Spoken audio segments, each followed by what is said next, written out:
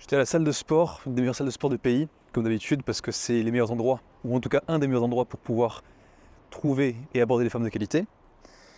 Et j'avais vu cette fille 2 semaines auparavant, que j'ai trouvée très mignonne. J'ai dit, il faut que je l'aborde. Effectivement, je ne l'ai pas revue pendant 2 semaines, et au final, je l'ai revue. Là, je me suis dit, c'est impératif, il faut que je l'aborde, parce que je l'avais vue que pendant une petite séance à peine. Donc, qu'est-ce que j'ai fait? J'ai attendu la fin de la séance, j'étais la voir, elle était en train de s'étirer. Et je l'ai regardé, je fais excuse-moi. Where did you get that? Et là, elle me regarde, elle fait comment ça? Je comprends pas. Et là, je dis that smile. Et j'ai fait un grand sourire. Une pick-up line vraiment basique, super simple, qui à l'étranger passe significativement bien. Très bonne réponse derrière, j'ai eu une bonne réaction, un IOI, un indicateur d'intérêt. Elle m'a fait un grand sourire en me disant que c'est bizarre que je l'ai vu sourire parce que de base elle ne sourit pas à la salle de sport vu qu'elle est concentrée sur faire du sport, tout ça. Donc très bonne réaction qui implique derrière de pouvoir enchaîner sur un peu plus de flirt. Par exemple un petit compliment. Ce que je lui avais dit, écoute, non en tout cas j'ai bien aimé ton sourire sur ton visage, t'as un très beau sourire. Donc directement un compliment, parce que j'ai vu qu'elle a bien réagi à ça, en souriant notamment. Et derrière, on a enchaîné sur une conversation qu'on pourrait considérer une conversation de rapport, pour établir un rapport de confiance, notamment. Et ça va être le sujet d'aujourd'hui. Une fois qu'on a abordé, une fois qu'on a déjà arrêté la demoiselle dans ce qu'elle faisait, peu importe ce qu'elle faisait, là c'est pour moi dans son étirement, qu'est-ce qu'on fait ensuite, de quoi est-ce qu'on parle? Parce que c'est vrai qu'on peut se sentir très démuni, et si on s'arrête, et ça c'est quelque chose que j'ai rencontré souvent avec d'autres gars, si on s'arrête juste à un compliment, lui dire qu'on la trouve mignonne, machin, et qu'on prend son numéro de téléphone, même si elle nous le donne, ce qui va arriver des fois quand même, même si elle nous le donne, ensuite on n'aura pas laissé d'impression puissante, conséquente, ce qui veut dire qu'on partira pas spécialement avec des points bonus. Et donc généralement, la tension se dissipe, la tension, pas l'attention, même si elle aussi, se dissipe sur les quelques jours qui suivent, et ça ne mène à rien. Exemple concret, j'ai plusieurs amis qui sont allés à la pêche au numéro en sortant plusieurs fois, et en récupérant une dizaine, quinzaine de numéros, en faisant en sorte de le faire le plus vite possible, au final ils se sont rendus compte que la majorité était inutilisable, dans le sens où les demoiselles ne répondaient pas. Et ça simplement parce que la phase initiale de conversation et de création de rapport n'a pas été faite, n'a pas été établie. Donc le sujet aujourd'hui, on l'a dit, c'est quelles sont les 3 grandes thématiques, 3 grands sujets qu'on peut aborder lors de la fin de discussion avec une demoiselle, tout simplement. Première chose, la plus simple, peu importe où vous êtes, ça fonctionne tout le temps, c'est soit son travail, soit ses études. Aussi simple que ça, son occupation en réalité, parce que c'est un sujet sur lequel il y a moyen de rebondir, de discuter, de flirter, mais aussi de créer du rapport de confiance. Comment est-ce qu'on fait ça? Encore une fois, plutôt que d'être dans un grand classique et de lui poser une question, en fait, lui poser une question directe, si vous voulez, c'est le niveau 1, c'est le niveau basique, si vraiment on n'arrive pas à réfléchir, on n'arrive pas à ce que ça va être. Mais le niveau 2, et ça on va le voir comme avec les autres choses, les autres sujets qu'on aborde, c'est faire en sorte de formuler une hypothèse qui, en premier lieu, la première partie de l'hypothèse idéalement sera correcte, mais la deuxième partie, par rapport aux caractéristiques par exemple de son travail ou ses études, devrait être stéréotypée. Exemple concret. Effectivement, tu as l'air d'être une étudiante de droit qui travaille dur, très stricte, qui passe son temps à la bibliothèque et qui ne sait pas s'amuser. Vous voyez? Donc là, on fait une hypothèse, en tout cas on donne un indice quant à ce qu'on estime qu'elle fait. Et effectivement, il n'y a rien de plus plaisant pour une femme, mais en réalité pour tout individu, que de corriger. De corriger une personne par rapport à quelque chose qu'on dit vis-à-vis d'elle. Par exemple, je vois quelqu'un dans la rue, je dis bonjour, excusez-moi, je vais vous demander, est-ce que vous êtes né un 21 janvier? Non, je suis né un temps. Généralement c'est ça, parce qu'on adore corriger. Donc très puissant. Et vous aurez noté que j'ai donné plusieurs éléments qui étaient des éléments positifs dans mon hypothèse. Et le dernier, c'est un élément, on va dire, un petit peu de flirt, challengeant, qui vient remettre en question qui elle est, qui ne sait pas s'amuser. Ça, généralement, pour une étudiante, c'est le sensible. Non, moi je sais m'amuser, etc. Et donc là, on a cherché à se défendre par rapport au cadre qu'on lui aura mis. Et c'est là que vous commencez la conversation de manière très naturelle, très agréable, et que vous pouvez faire en sorte de la mener plus loin. Donc ça, c'est par rapport à l'occupation. Maintenant, le deuxième sujet, ça va être la nationalité ou les origines. Deux possibilités, soit vous êtes à l'étranger où vous voyez qu'elle vient d'ailleurs, ça peut se voir. Dans ce cas-là, vous vous introduisez comme ça, pareil avec une hypothèse. Soit si ce n'est pas le cas et que vous jouez à domicile, dans ce cas-là, ses origines. Moi, ce que j'aime bien miser, j'adore faire ça, c'est à chaque fois, c'est quand je vois une belle femme blonde aux yeux bleus, avec une stature assez haute, qui a l'air de prendre soin d'elle, etc. Je demande soit si elle est ukrainienne, soit si elle est russe d'origine, parce que j'ai des points bonus dessus, parce que je parle russe. Forcément, on joue sur les atouts. Mais donc, quoi qu'il en soit, c'est encore une fois une hypothèse qui va permettre de mener à bien la conversation. Parce qu'on donne en fait, on met de l'huile sur le feu. L'huile, c'est l'hypothèse, c'est tout ce qu'on va pouvoir apporter à la conversation qui va donner envie à la demoiselle de réagir.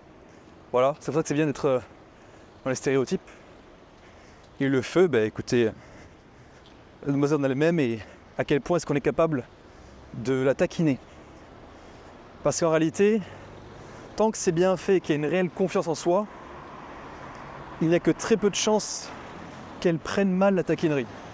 Parce qu'il y a toujours cette notion d'appuyer avec le langage paraverbal et le non-verbal, le fait que c'est fait taquinerie. Donc c'est généralement très positif et ça montre que vous avez confiance en vous déjà, du culot, du courage, et ça va venir renforcer dans sa tête l'image d'une personne masculine. Donc très positif. Par rapport à la nationalité, pareil, origine, j'avais déjà sorti le coup, mais si vous faites en sorte que de lui dire t'as vraiment l'air d'être chinoise ou de taïwanaise, peu importe, alors qu'en réalité elle ressemble complètement à une européenne, et là c'est parfait. C'est parfait parce que là vous misez à côté de la plaque, ça la fait réagir. Donc très positif. Maintenant, le troisième point, c'est par rapport à son humeur.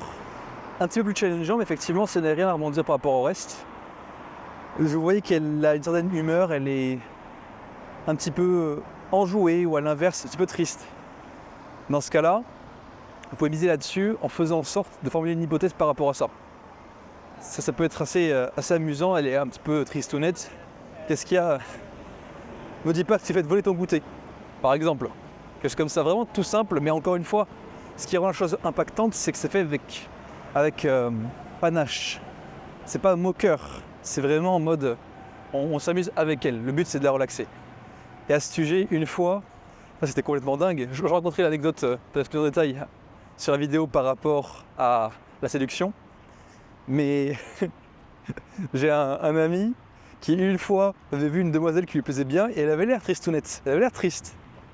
Il a été l'aborder et son copain, le copain de cette demoiselle, venait à peine, mais vraiment à peine de la larguer, c'est-à-dire 2 minutes auparavant.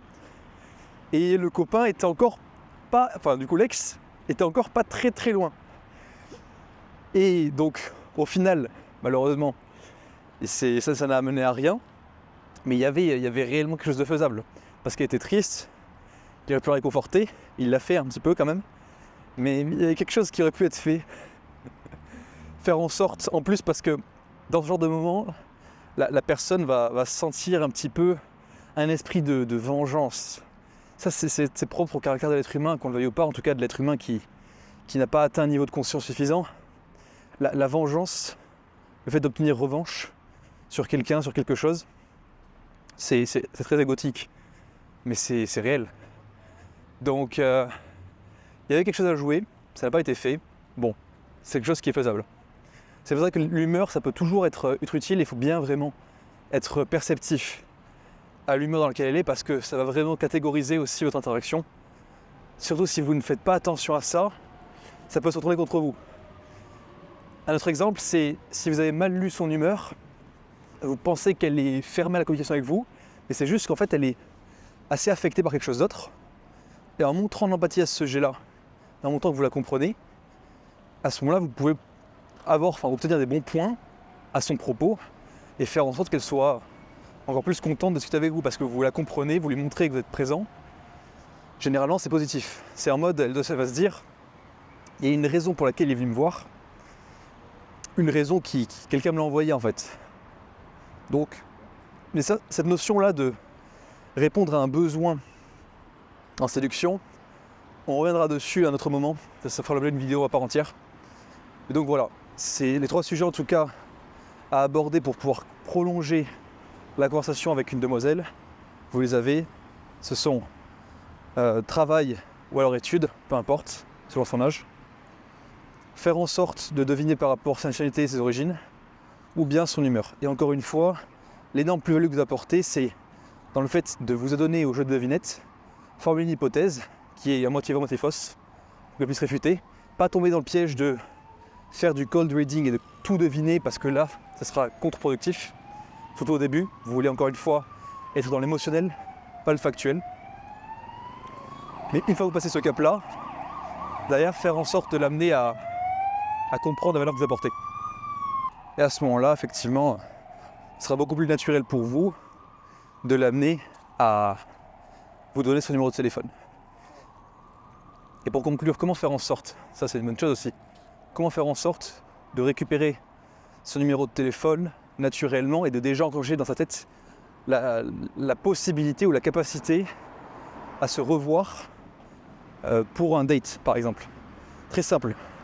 Vous devez clôturer l'interaction par vous-même. C'est pas, si c'est avec la clôture, c'est mauvais signe. Disons en tout cas, c'est que vous avez mis trop d'attachement.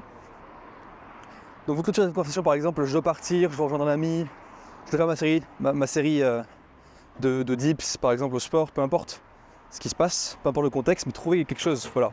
Vous devez y aller, vous devez vous excuser, disons. Et derrière, faire en sorte, en tout cas, voilà, c'était très plaisant de parler avec toi. Écoute, je vais prendre ton numéro de téléphone, c'est même pas de demander, c'est je vais prendre ton numéro de téléphone, comme ça, on aura l'occasion d'échanger et de se revoir pour un café, pour discuter un peu plus naturellement et sans la contrainte du temps. Et là, en posant ce cadre-là, directement, 9 chances sur 10, si la conversation a été jusqu'à là, qu'elles vous disent oui. Et 1 chance sur 10 qu'elles vous disent non. Et là, ça voudra dire que vous êtes tellement bon dans votre discussion, dans votre interaction avec les femmes, même des femmes qui peuvent être, en théorie, on pourrait dire en couple ou quoi, qu'elle aurait été jusque-là parce qu'elle a vraiment apprécié la valeur que vous apportiez, notamment à sa journée. Mais elle refuse au final de donner son numéro parce qu'elle est prise. Et là, c'est que vous êtes vraiment très fort. Donc je suis arrivé à ce niveau-là, bravo, c'est une bonne chose. Et après, je sais que je ne recommande pas ça, mais dans la mesure où elle voudrait vous donner son numéro de téléphone alors qu'elle est en couple, ça c'est mauvais. C'est mauvais parce que si elle le fait à son copain, ça veut dire qu'elle peut vous faire un tout comme ça aussi. Peu importe la nature de l'interaction que vous avez avec elle.